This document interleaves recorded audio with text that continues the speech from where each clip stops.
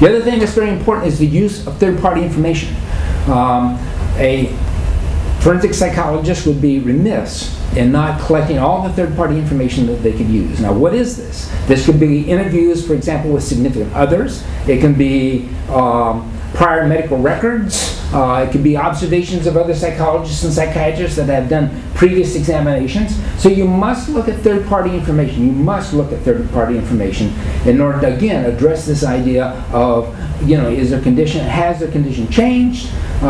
Is it changing because of some reasonable symptom or a reasonable circumstance, or is it changing because they're malingering and faking and exaggerating their symptoms? So using third-party information is critical to any personal injury evaluation that we could do. So with all third-party information, of course, our ethical standards demand that we pay attention to privacy concerns, and that we get consent to have access to that information.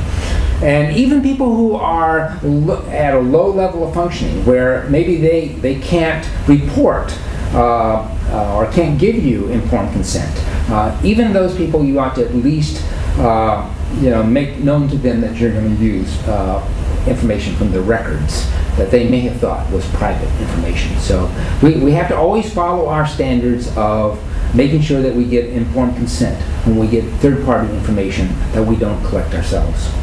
In obtaining informed consent, because this is an adversarial process, sometimes people are reluctant to give you informed consent. But in that case, I always go back to the attorneys, and I tell the attorneys I can't do this evaluation unless the person gives me informed consent. Will you help me with that? And so sometimes the attorneys will actually make sure that the person cooperates in giving informed consent.